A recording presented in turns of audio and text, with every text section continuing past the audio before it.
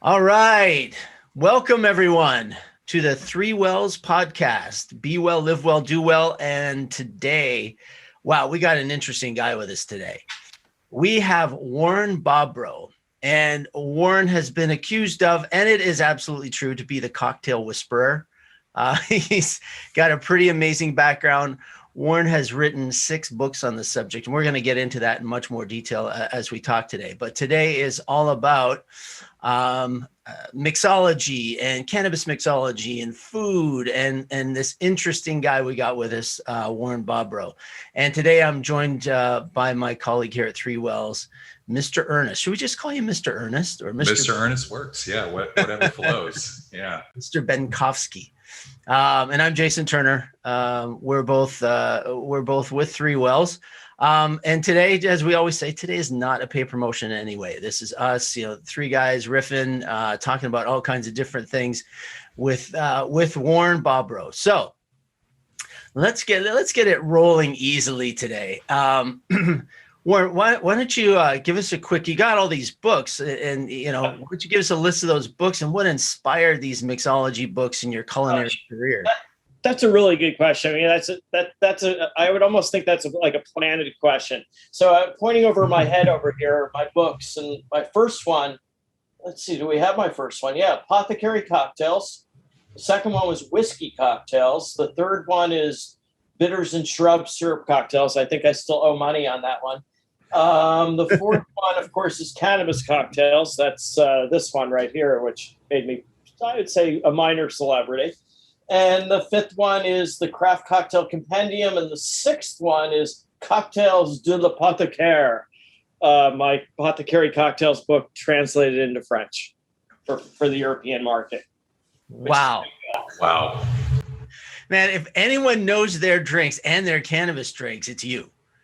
I created all the science behind the cannabis drinks. I mean, behind creating it. And there were enough times that I would come home after being at work all day or whatever, and then I would set aside, time to decarb and to infuse and to test. And I had 30 days to write my book, Cannabis Cocktails. You have to understand, it's a very, very small window of opportunity to get these things to the publisher and then get it into editorial and going forward from there. It's a big convoluted process. But I guess what I did was I was a master mixologist. I started as a barback. I worked my way up through the bartending world. I've nominated for Spirit Award at Tales of the Cocktail and all sorts of fun stuff like that. But Cannabis Cocktails, of course, is mixing the basics that I understand in cocktail making with weed. And you get really messed up. So why, not many people, there's mixologists out there that wouldn't go anywhere near cannabis. Well, I'm glad they don't. And I'd be in competition with them. No, they're afraid of it. I mean, yeah, and rightfully so. I mean, anyone who's ever had a crossfade and it's gone the wrong way, like when I was on Viceland Live and I made a 2,500 milligram punch, and some of the hosts had some tastes of it, and then some had some more than just tastes of it, and I destroyed them on live TV. So that was pretty exciting. So wait a second. Let me get this right. I get that number right. 2,500 milligrams. 2,500 milligrams in a punch. Yeah. Okay. I just say so not all of our audience knows what the average initial consumption is. Yeah. And if you want it, to sleep or have a bit of a sensation, it's 5 milligrams. So yeah, 2,500 milligrams in a punch, and a scoop of punch, that's a serious amount of THC. I warned them. I said common sense would mean not having more than 1 drink per hour, and they had like 10. And Warren, you use the term there that I don't think a lot of our audience actually knows. It's crossfade, because we have a lot of beginners. Yeah. Crossfade is the combination or the similarity of effects. And when you combine cannabis and alcohol together, for some reason, I'm not a scientist, but I'll tell you that it sort of takes away the effect of the alcohol, but it promotes the effect of the cannabis. And we call that a crossfade. There we go. Just wanted to make sure, because there are some people that will hear that term for the first time today and say, I don't know if I should or shouldn't get crossfaded. Well, they should, that's why you start low. And the two words that I used before were really important, and those were common sense. So you might not want to go out and drink it's not like going to the bar and having a drink every 15 minutes. It's a drink every hour and see where you are. And then if you need to take more, you do. But they're really pleasurable drinks and well crafted and well balanced. And they do get you messed up. So for everyone, just give yourself a rule of thumb when it comes to THC. Don't go over 5 milligrams in the first hour. And just you can. I mean, if you're like me, who I have an eye ailment that I'm in the medical program here in New Jersey for, called glaucoma, and that's originally what medical cannabis was designed for, was to relieve the interocular pressure behind my eyes. I was at 48 in my right eye, 38 in my left eye, and now I'm down at around 11 just using medical cannabis. So that's a good thing. Yeah. Wow. Okay, Warren, you just took a puff a few minutes ago. So I'm going to assume that's cannabis. Yes, you should. It's in this beautiful little can lock container. You see that? The beautiful container.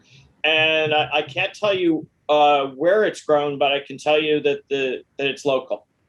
Okay. Somewhat local. So anyone listening or watching, so it was a nice glass container that's well sealed and keeps and it has this little top that pulls the moisture out of it. I also have a Boveda in there. You can't really see it, but that keeps the moisture level correct.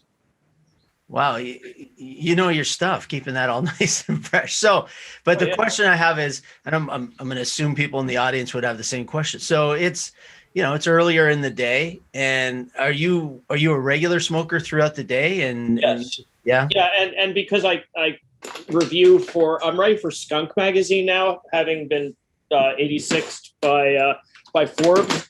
So I got these wonderful cannagars here from North Coast. I don't know if I can show it effectively, but there they are. So I've been reviewing them. Wow. And that's, you don't always start your day with a canagar, but what I do is I take little slices off of them, and then I can smoke it in a pipe or whatever. So can you describe a canagar for the uninitiated? It's a way of getting messed up. This one is just flour, but sometimes canagars have things like hash. This is a 2.2 grams canagar from, and I should tell you, these are from North Coast in Michigan. Sometimes they have hash in it. This one has live rosin in it. You can see I've been kind of smoking off of it. The other one here has rosin. Some of them have hash. Some of them have different concentrates, and they're fun. And you get messed up. And come on, at my age, I like getting messed up. Okay. And for those that are actually listening to this and not watching it, that what Warren was holding up, it was a cigar. But you should know they're not tobacco wrapped like a cigar. These are wrapped in hemp, or one of them here I think is wrapped in banana leaf, which is very interesting. That's another smokable material, wherever I have it. But anyway, it's they're really nice, and they're easy to smoke.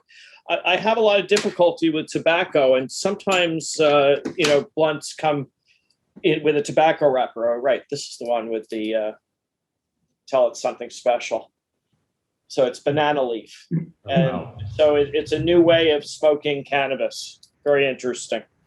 These are about 2.5 grams, so they're on the small side of cannabis cigars. I have some that are like 12 grams.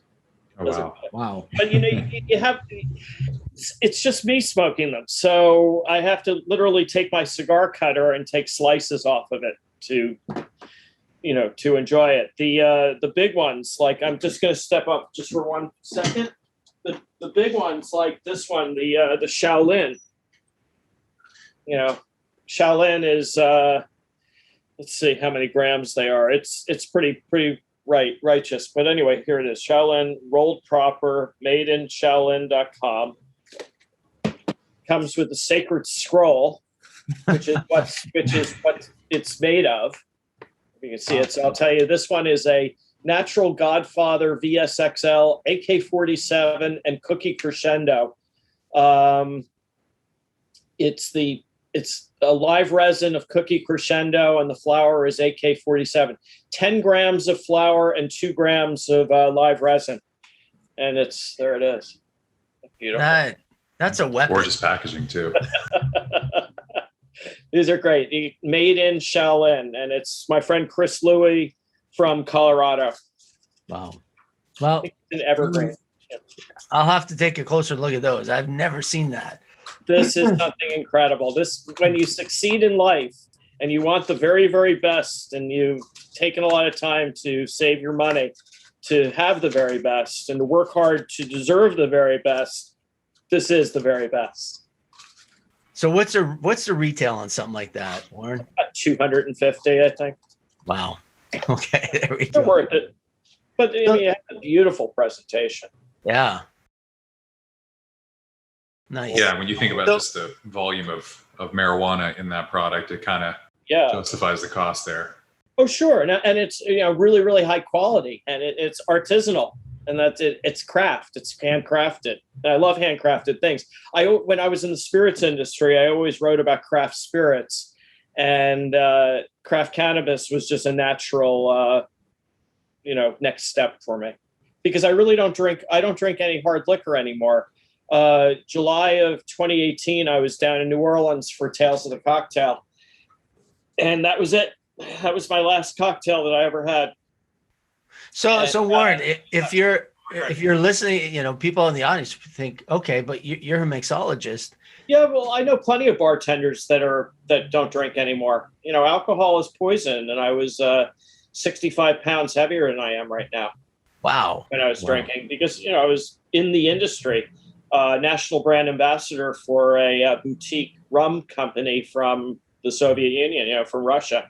I traveled the world for them, and I taught at the Moscow Bar Show in Russia, and I've done all sorts of really interesting things as a brand ambassador and a rum judge for the Ministry of Rum and Rum XP, and it's all drinking all the time, and it caught up with me, and I wouldn't say it got me sick, but I will say it almost killed me.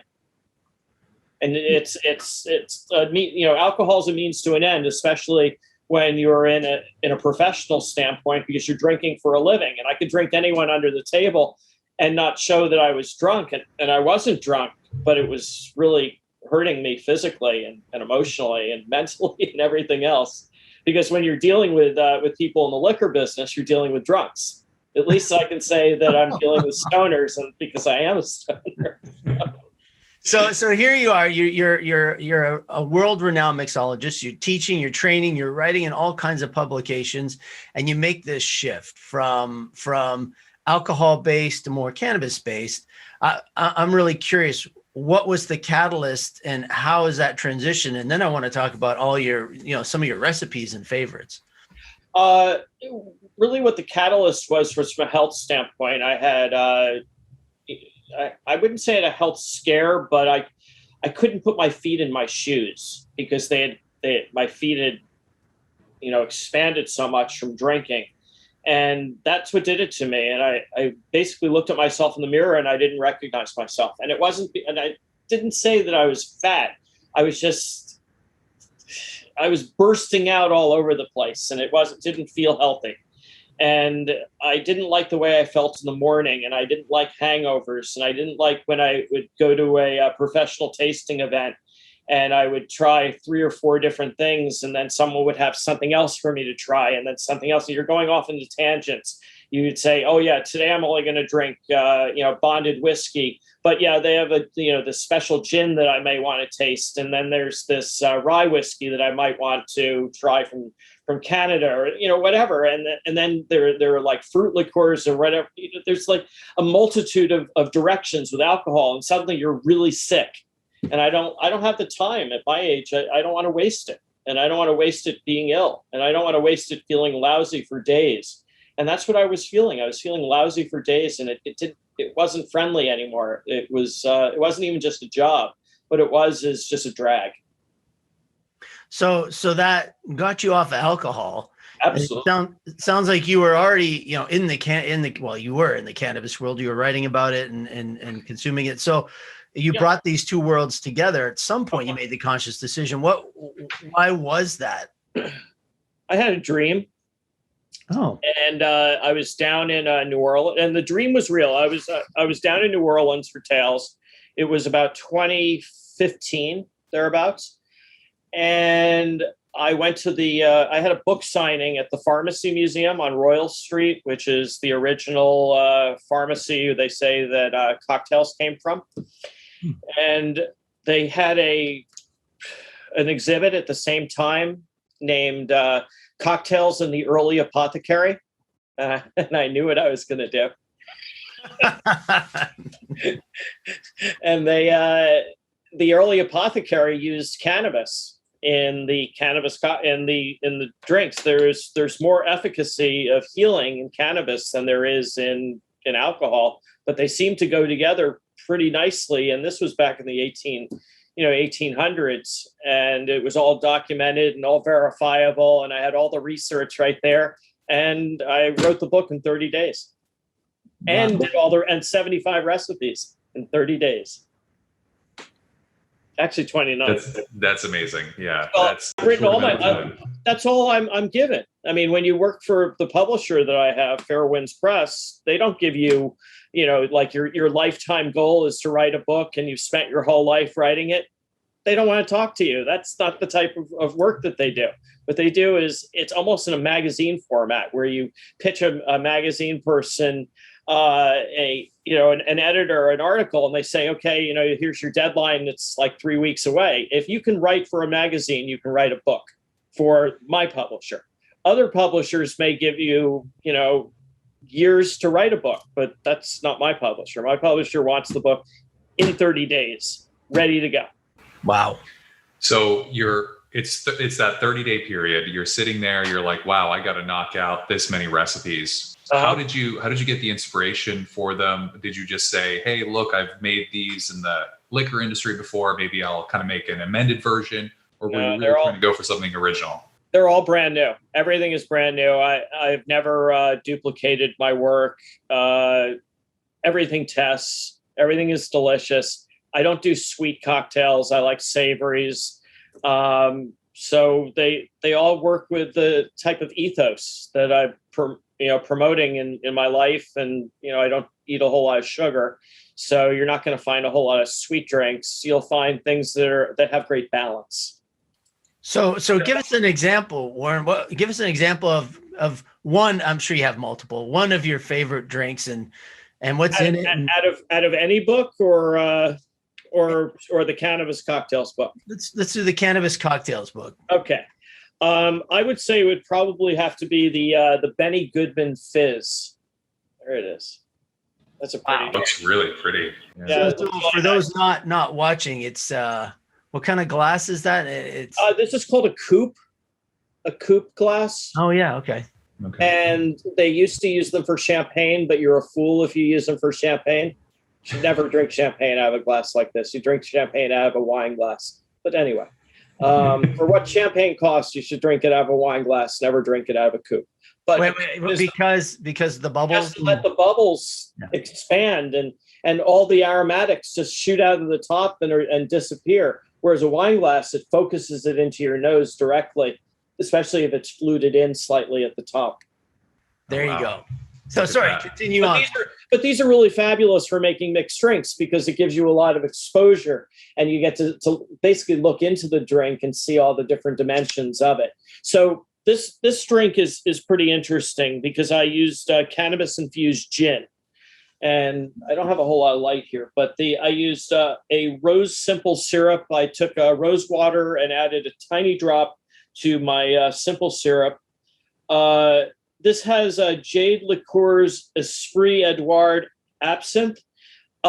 In other recipes of the book, I infuse that absinthe. That's from my friend Ted Bro down in Alabama. He does amazing things in France with not with cannabis, but with absinthe, which is really, absinthe has such a love-hate relationship.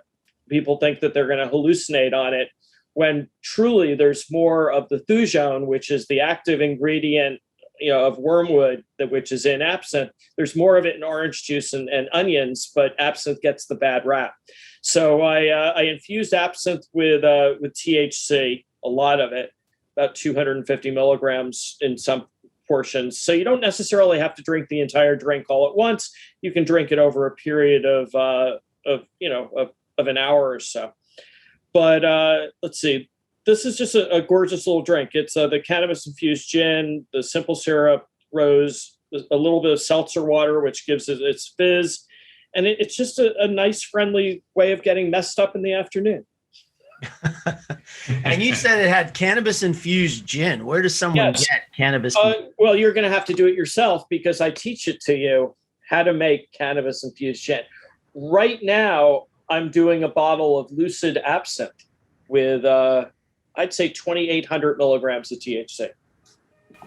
Wow. So how can you give a quick 30-second, this is generally how you infuse a gin? Or sure, anyone can do it. Decarbing is the first thing. You have to activate the THC, because all cannabis is THCA until it's activated by either heat or time. I use heat. I use the Ardent FX. I don't know if I have. Yeah, I have one right here. The Ardent is a decarboxylator. This, put a bunch of weed in it. It's kind of dirty, but anyway, you can decarb cannabis almost without any smell. It has a microprocessor controlled heating element inside of it, and so it does perfect decarbs. No more burnt batches. When we used to use when I used to use my oven, when I lived in an apartment, everyone in the building knew when I was decarbing cannabis, because it stunk to high heaven in the oven. But and the oven is the worst way, because it fluctuates in temperature, sometimes as much as 40 to 60 degrees, which will give you a flawed decarb. So the Ardent is perfect. It's 100% efficacy. It's just an amazing piece of machinery. It's not cheap, but you never have a burnt batch again. So you take the product when it comes out of the decarb chamber and put it into a ball jar that's sterilized, and top it with whatever spirit you want. Gin is problematic because it's going to kind of look yellowish green from the cannabis, and it's not palatable. But if you put it in with other darker ingredients, you won't see the yellow green quite so much. So essentially, I like mixing my my cannabis cocktails with brown liquors like bourbon or rye or rum, because the lighter ones, you're going to get the color of the weed unless you're washing your weed with with distilled water. But that's another story for another day. So a lot of technical stuff, and I explain it all in the book. And if you buy the book on Amazon or Barnes and Noble or your local indie bookstore, or up in Canada, I believe Indigo has it. It comes with me, so I'm pretty easy to find. Find out. It comes with me. It does. So if you have a problem with any of the recipes, get in touch with me and I'll walk you through it. So and we'll make sure create something new. We'll make sure we have links to everything you just mentioned, because there was a lot of good stuff there. We'll put them in the links below. Yeah, in the decarb machine, what's really great is, if you're listening to this, you're getting into it, you want to do a little more of that. That machine could be used to make edibles, make all kinds of things. The other machine that I really like is this one. This is the Levo. The Levo is a fabulous machine. It decarbs and it also infuses, but I don't do alcohol in it because it's not UL rated. So you would never want to put anything that could possibly explode inside of it. But I do for you don't want to be that guy who blows up your apartment building. So I use the Levo for syrups or for milks. I do condensed milk, the sweetened condensed milk that you have Vietnamese iced coffees with. In fact, I have one right here, which I call the cannabis-infused condensed milk and Vietnamese iced coffee. Wow, that sounds No fun. alcohol in it. It's strictly a mocktail, but it's absolutely fabulous. And you can literally take that little container of condensed milk with you next time you go to a Vietnamese restaurant and get completely blotto while you're having your delicious food. So when you're soaking, you just soaking the decarboxylized cannabis in whatever liquid. Yeah, whatever liquid you want. I mean, I did Belgian Creek Lambecs, which I love, Belgian cherry flavored ales. And they're kind of like they're a little salty, they're a little sweet. It's like life itself, a great balance. And then, not only are they 8% alcohol, but now you introduce, a bunch of other things into it, which the monks were certainly not thinking of when they make Abbey beers, but I did. It's just pretty easy. The sky's the limit in what you want to do. I mean, if you're a bartender, wouldn't it make, and you're not working in a bar, because if you bring cannabis into a bar, they could potentially lose their liquor license. So that's right out. But if you're if you're making cocktails at home for your friends, and you want to have a good time and not over intellectualize the process too much, you can infuse something like simple syrup with THC, and it works beautifully. And use simple syrup in all many, many cocktails. And it's just a way of adding balance and depth to a craft cocktail. So when it comes to cannabis and cocktails and mocktails, do you come across some misconceptions that people have, and can we correct any of those? That's a tough call, because alcohol people disdain cannabis people because they think they're stoners, and cannabis people disdain alcohol people because they think they're drunks. I want everyone to kind of mesh together and get along together. And that's why the crossfade, certainly I didn't invent the word, but the effect is very friendly, and it's the best of alcohol with the best of cannabis. People who drink may not think that, or people who do cannabis may not think that that alcohol has any best qualities. But really, if you follow history, you follow distillation. And, my drinks, as I've said, are a mirror into the ancient apothecary. So I'm looking for something, I wouldn't say that has healing elements, because it can't, because I'm not a doctor. I don't play one on television, but it's very, very important to understand there's this massive history of drinking, which goes back, hundreds of years. And that's fun to talk about. And it makes for a great story. And it's all verifiable and justifiable. And, there are museums that really specialize in this information. And I took that information and encapsulated it into a new art form. And they say I'm an authority on it. I just guess I'm an authority on something in life. No, you're an authority without a doubt. Hey, but and Ernest, I'm going to shift out of cocktails for a second. So if you got something on cocktails you want to dive into, do that. If not, I'm going to go to culinary. Yeah, let's move culinary. So culinary arts. Well, I started as a dish after college, and I was unable to get a job in the film industry. I worked in television for a little while. I was in New York City as an engineer, and I was an editor up in Portland, Maine. And, it was tough for me to really get meaningful full-time job work, because I had family in the motion picture industry, and because of nepotism rules in the 1980s. I graduated from college in 1985, so it's a little while ago.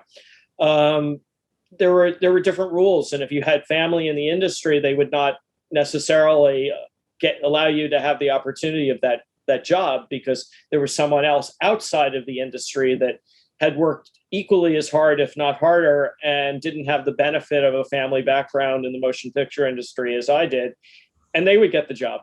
So I didn't get the jobs, and I had to figure out a way of supporting myself.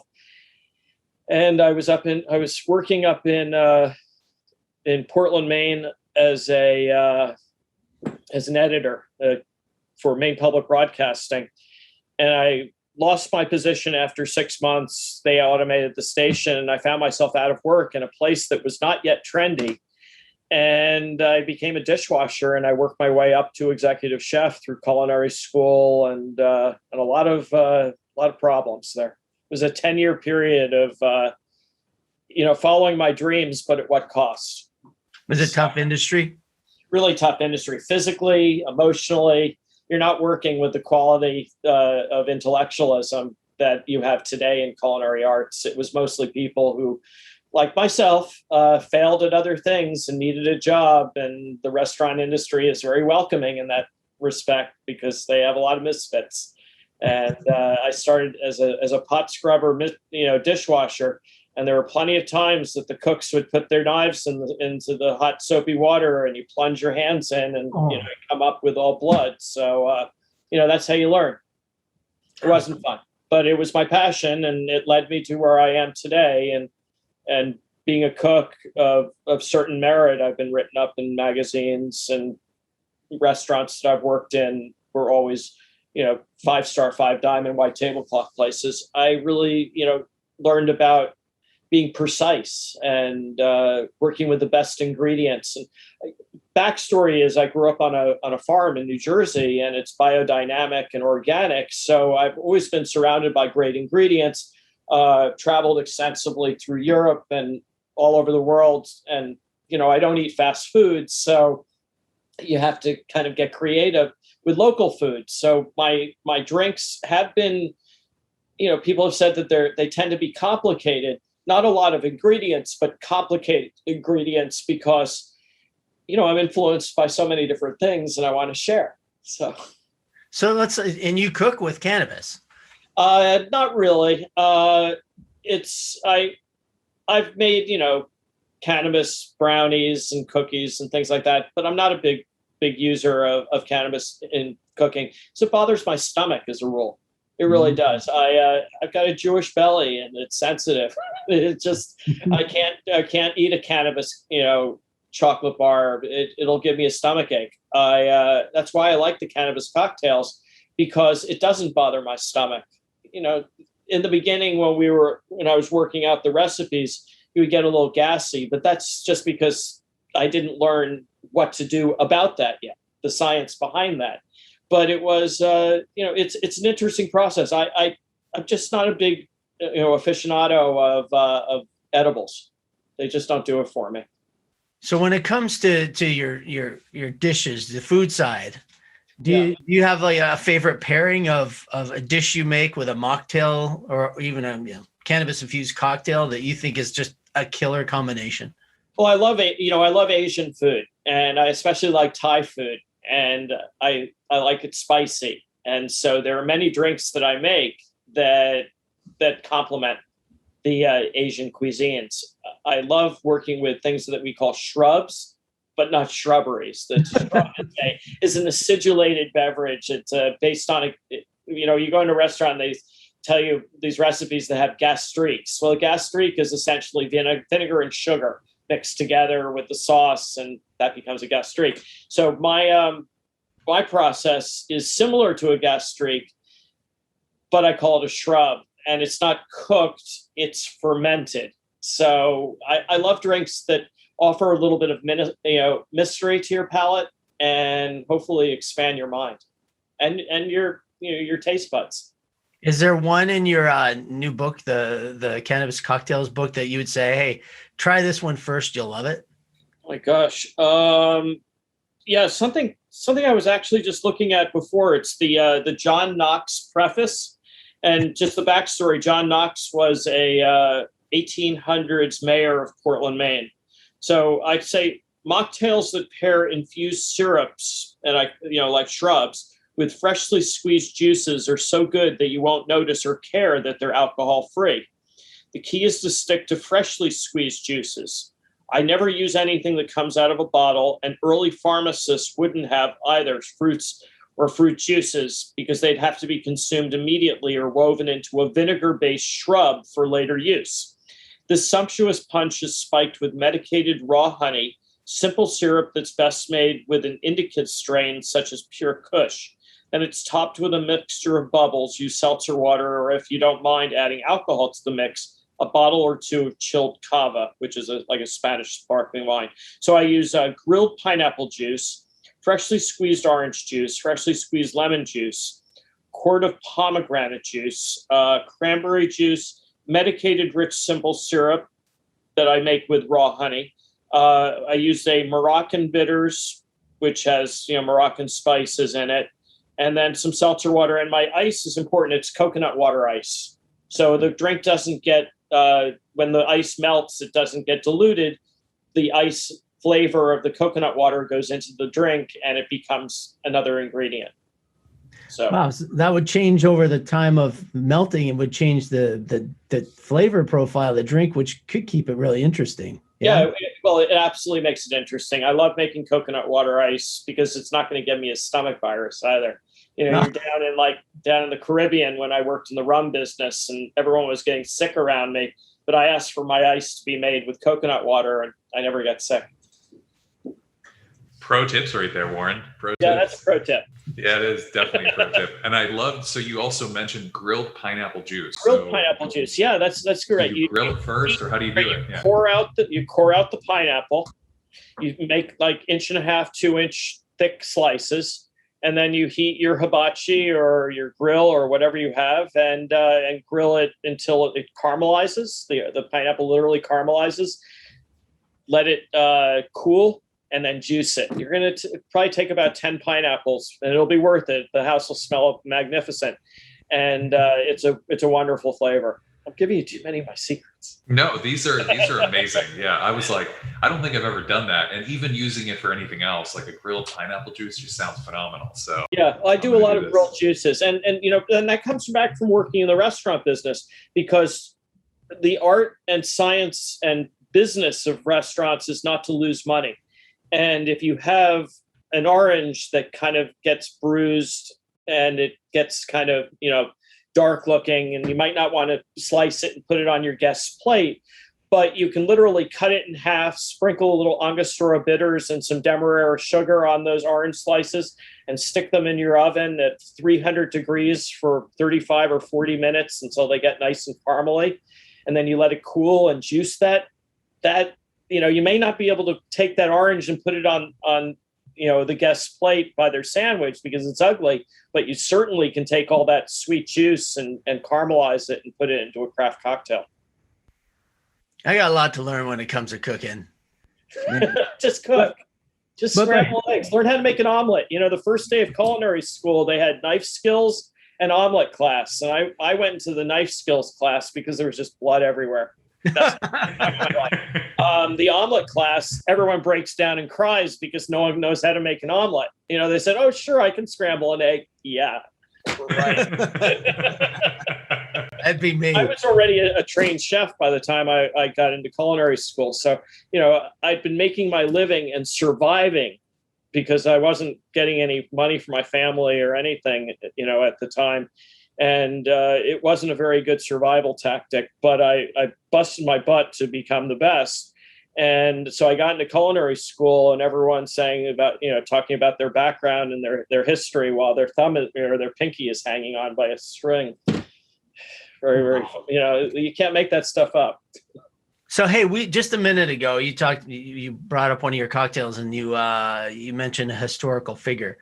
Seems like you have other historical figures in your life, particularly Klaus. Oh, yes. My gnome. I have a mid-1800s German drinking gnome named Klaus, and he has traveled all over the world with me. Imagine my surprise when I took him to Moscow when I trained taught at the Moscow Bar Show, and going through customs and having them pull out my gnome, and it's like, what is this? But seriously, travel with a gnome? Yes, I do. Where is Klaus? And it's well documented. Where is he? He's over here. Hang on, I'm just running across the room. There he is. He's a good little guy, liked by most. There he is. There he is. So you have Klaus in your carry-on luggage everywhere you go. Pretty much. I mean, I think his traveling days are behind him right now because he had an accident in Germany. I was in Berlin in October I taught at the Berlin Bar Convent, and he fell and smashed, and I put him back together again, or and he's okay. He'll survive, but really at the end of the day, his traveling days are over. And Jason, I don't know if you follow him, but I definitely do. Klaus also has a Instagram presence. Yes, with some pretty fun photos. He has 2 Instagram things.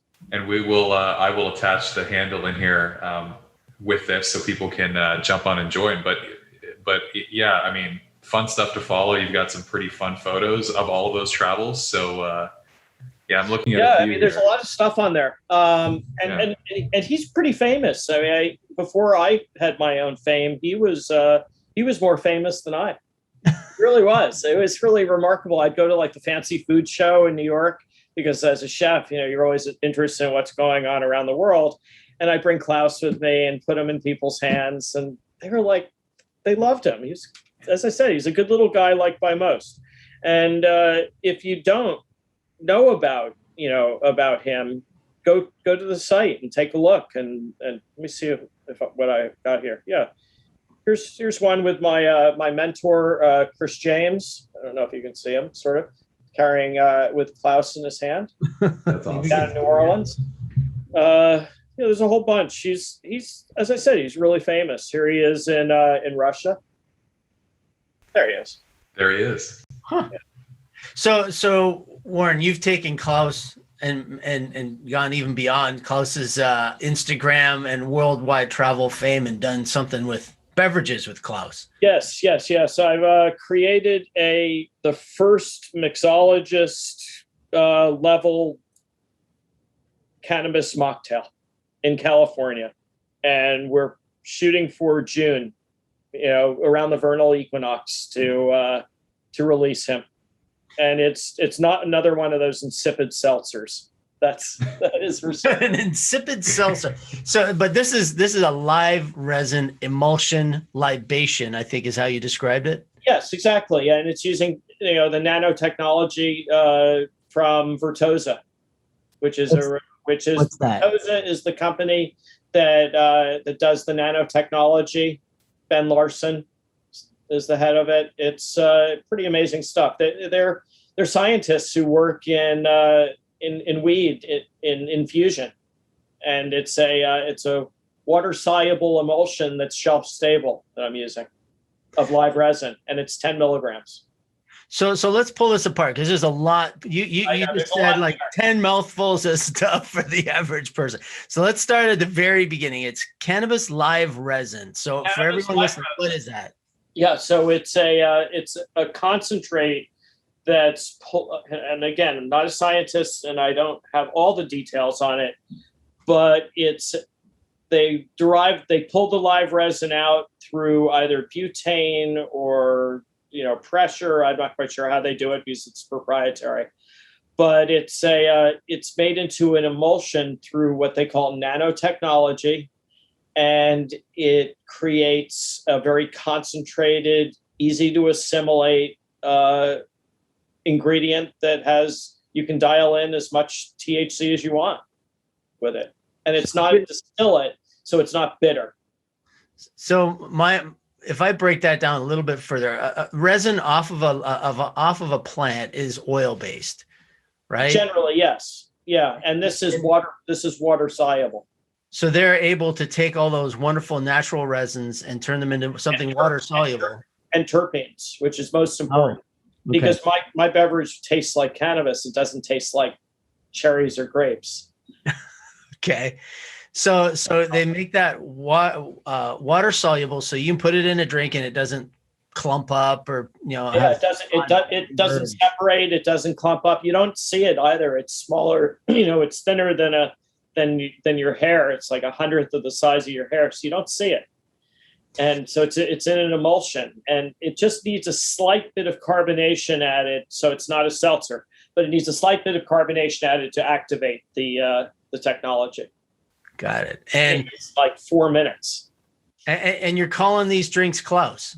Klaus, yeah, after the gnome. I love it. And you said in June we'll be able to get our first taste. Yeah, right now we're in reformulation number 14,806.2.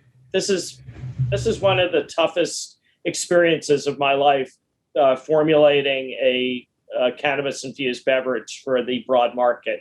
This is not like making a bunch of punch for 50 people. It's making 5,000 8-ounce cans. It's a lot, and it has to be done in a scientific and I would almost say emotionally correct fashion, because every single person in compliance in California is going to come screaming up my butt looking for a mistake, which they'll never find because it's being done by a company called Space Station out west that really does beautiful things. They also do Can, which is experiencing some incredible success. So when you launch it, you got to promise Ernest and I that you're gonna send us a sample so we can taste it, and B, come back and give the whole story about Klaus and how the launch went and how the product's going. Yeah, I'd love to. I'd absolutely love to. And being that it's being released solely in California, that's the other part of it. I mean, we're going to do a release in the southern part of the state, and I'm going to do a release in the northern part of the state. I want to do one in San Francisco, and then points north along the up to Humboldt and Trinity and all that, because many people and many growers up there are just as interested as I am to get this to the market. Well, when you come up near San Francisco, let me know, because I'll definitely join that party. Absolutely, of course, I would love that. So Warren, you've written for Forbes. You got all articles all across the world. You've got these 6 wonderful books. Where and how can people get more into you and your story and reach you? They can look at my Instagram, because I'm visually oriented, so you get a kind of a view into me with my name, Warren Bobrow, all one word, on Instagram. I'd say stay away from my Twitter, because I'm very politically oriented and you might not like my politics. So just don't go there. I'm a liberal. So there you go. Let's see what else. I mean, I have Facebook, I have LinkedIn, and then I've written a ton of stuff. It's sometimes difficult to speak of oneself as such, an otherworldly creation or being or whatever else. I'm just me, and I'm really hardworking, and I'm very ambitious and driven, and I want to be a success because I've had a lot of failures. I've had like 8 failures, so I want to, at least succeed at something in my life. And this is something that I'm looking forward to, because I know it's going to be successful. And if it's not successful, at least I'll go down screaming. It sounds like it's going to be highly successful. I hope so. Because, as I said, I'm self-made. It's not been an easy road. I have a lot of pushback from people who think it's irresponsible to make cannabis cocktails. And my product has no alcohol in it. So, if you want to add alcohol, I can't advise that. I would just say pick up the book, and you'll see what my true feelings on the matter is. I say you should do it, but I'm not recommending it. Got it. Read the book, and all questions shall be answered. Well, they are. And if you have any problems, I'm easily enough gotten in touch with. I mean, you can hit me up on LinkedIn, and then send me a message, and I'll get back to you right quick. And then you can find out really who I am, because I'm not such a bad guy. I just mess around with things I shouldn't be doing. Well, it keeps it interesting. Well, We got, what, Warren, we got to get you on the in and on the 3 Wells Kitchen with some recipes for everybody. You up for that? I would love that. That's fabulous. But I would want to do it in person. And I've struggled. My kitchen is the size of my desk. So I've struggled with the opportunity of doing live broadcasts from here in New Jersey. It just doesn't work. So I'd love to be able to do that out west. All right. Well, we'll get you into our kitchen. You'll have plenty of room. We'll shoot some interesting Warren Bobrow making all kinds of great stuff video. We put it all into the kitchen. So Ernest, I think it's time for the 3 wells 3. Yeah, the 3 questions. I think so. We're gonna flip it up on you a little bit here, Warren. These were unprompted questions, but first and foremost, I know you said that you don't like edibles, but I would like to. I know you're out there. You work with a lot of different brands. You see a lot of different brands. What is your number one edible product right now that you would recommend to the audience? My number one edible product right now isn't really even an edible. It's this. It's a drinkable. It's I don't know if you can say this. It's Saka. This is a de-alcoholized Napa Valley white wine with THC added. I think it's got I forget how much is in it, but okay. Each bottle has 30 milligrams of THC, so it's not overly powerful. But this, as far as an edible goes, is a drinkable, and it's kicking ass. I love it. What else do I like? I like Space Gems. Love Space Gems. I want more Space Gems in my life. Those are from California, and they're amazing. What are they? We don't. I don't know. They're like they're pâté de fruits. Oh, fruit, little fruit candies that are infused with THC. And when I tasted them, I thought I was eating those, French pâté de fruits, which I absolutely love. They're little fruit pastes, and they're infused with weed, and they're really good, and they're really well made. And I love the people who are behind them, and I love their story, and it's a great product. Where do you get Space Gems? Up by you. Look it up. They're in there. Have I not seen this? What am I doing? They're up there. They're up there. All right, I'm going to seek Space Gems out. Yeah, you should. And when you meet them, when you meet Wendella, please use my name. I'll have to get you to introduce us. Maybe all 4 of us will get on chat for a while. Ernest, what's next? All right, second question. While being high, who's the most interesting person you've interacted with? Hunter S. Thompson.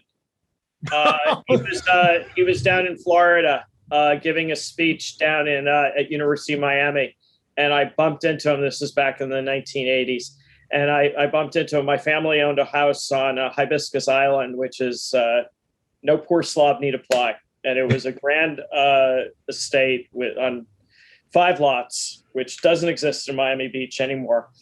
And the house is still there, but they've sold down the land. So I invited him and his entourage over to the house where I was staying, my family's estate, if you will. And we got stoned, we got drunk, we got stoned, and we spoke for hours, and sitting up on the seawall overlooking Biscayne Bay. That's amazing. Yeah. How do you return to normalcy after a session like that? As I like to say, and I try to not say too much, I have lots of famous people in my family, and I grew up with or surrounded by many, and I learned how to talk to people, and you talk to people like they're people, not like they're stars. Yeah. It's as easy as that. But he's such a trippy guy. Anyway, we can be talking about that. He was all into non sequiturs, but it was fun, a couple hours out of his life, out of my life, and I learned a lot. Great. And final question for you. Our audience, primarily Warren, are folks just getting into cannabis. Some of them are starting off. Some of them are maybe have done this a while back and are just kind of learning. The kids have left the house or whatever it is. Yeah, don't get caught by your parents like I did. Okay. What's your advice for somebody getting started? A mature consumer who's just kind of getting back into it, trying to learn a little bit more about what's all out there today. I'm going to start at the end and work my way back. When I was up in Portland, Oregon, last year, filming some TV spot things for a cannabis product, I went into Sarah, which is a lovely dispensary right in downtown Portland. And I noticed that most of their customers were not kids. They were older people. And I would say older than myself. I would say they were in their 70s and 80s and then above, buying cannabis materials to either smoke or to use as a salve or, promote sleep or whatever. And I think that's really, really important. And it's not just us, us kids. And I'm no kid, but still, it's not like us kids out there, buying weed in a dispensary just to see how high you can get. They're using it for medicinal purposes, and I like that. Excuse me for a second. And oh, you like this? This is a I love that. This is a stoneware, pipe, if you will. Is that ceramic? What is it? Stoneware. Stoneware. Yeah, Oh, wow. and the company is called Stoned Ware, and they are in Oregon as well, in Portland. Those of you listening, I'm looking at it looks, I would call it almost modern. It's a brick. For our car fans, that's a Volvo 240 right there that Warren is smoking out of. It looks like a Jenga piece. Yeah, it looks like a piece of a Jenga. Yeah. Right. They're really well made. They're fun. Great conversation starter. What was the other part of the question? Because I was just going to say, advice to the mature consumer who's maybe a little hesitant to jump in. Yeah. Okay. So I was 12 when I first smoked cannabis because I had friendly family members at that time who smoked weed, and they took me along on the journey. I would say if you're in a legal state, you probably know how to get it. If you're in a state like New Jersey was until just recently, I would say if you knew a bartender or a teenager, you could probably find weed. But that's not necessarily a responsible way of handling it, but I've never been said to be responsible. So I would say that you should start slow with low THC. I think chasing THC is flawed science in my own view of cannabis as a medicinal substance. The stuff that works the best for me is low THC, high CBD strains of this, of either usually indicas because it reduces my eye pressure. Again, I think it's really important not to go out and eat that entire chocolate bar just because it has 500 milligrams. You want to see what it does to you, like those Korova black bars back in the 5 years ago. You used to get at least 500 milligram chocolate bars, and people would eat the whole thing and wonder why they wake up on the floor 2 days later. I don't think that's responsible. Not that we haven't done it, and not that I won't do it again, but I still think it's irresponsible. I say, start with I use cannabis medicinally, so I use it all during the day, and I take a tiny little bit, and then I see how I feel, and if I want to smoke more, I will, and if I don't, so be it. I mean, it's not such a big deal. And I think it's just really important to understand that you don't have to smoke the entire joint. That, that's why I have these big cannagars. You literally take a little slice off of it with a cigar cutter. You can make this thing last a month. So, less is more for me. And especially at my age, I don't need to, dabbing is something that I don't do. So, I don't like getting that stoned. Again, it gets back into the waste of time thing. It's just wasting my time. I don't need to have that experience. I love flower, and I love outdoor grown flower, and I especially like organic or biodynamic grown flower. That's the stuff that I like. I like gourmet items. I'm not looking for to get it, the highest that I can get. I'm looking for the experience of flavor and of taste and of aromatics and what we call in wine terroir, the taste of the place. Yeah, and that lends itself to quality as well. I mean, those are big factors, right? Yeah, exactly. That's awesome. I think those were our 3 quick questions. Jason, I'll pass it back over to you, man. Yeah, and sorry about the video. I don't know what's going on. My video keeps going in and out, but I have been here and heard the whole thing. And so Warren, here's what we're going to do. This is going to be up on 3wells.co. We're also going to put it up on YouTube. We're going to have you said so much and showed so much that we're going to have a ton of links. And we'll make sure we're linking out to you so people can easily find you. And just for everyone listening, our next podcast is going to be with Nurse Penny, right? Nurse Penny Daugherty. Yeah. Nurse Penny is a advocate in the oncology space. She's done a ton of research and published a ton of really interesting articles around incorporating cannabis in care and talking to your caretaker about it. So we're really excited for that conversation. And Warren, you're gonna have to listen to that one. Knowing you'll dial in somehow and say, "Hey." But Warren, it's been fantastic. You are one very interesting individual, and you got a good heart and an amazing mind and experiences. So thanks for sharing all of that with us today. And we'll be getting you back on sometime in the very near future. So hey, man, thank you. We appreciate it. I look forward to it. And when I get out to San Francisco, we definitely will catch a fire. Oh, you better Absolutely. be over here at my place, and we're going to be in the kitchen doing some shooting too. Sounds like fun. All right. Thank you. All right, Warren. Thanks. Thanks. Cheers. Thanks, Cheers, everyone. everyone.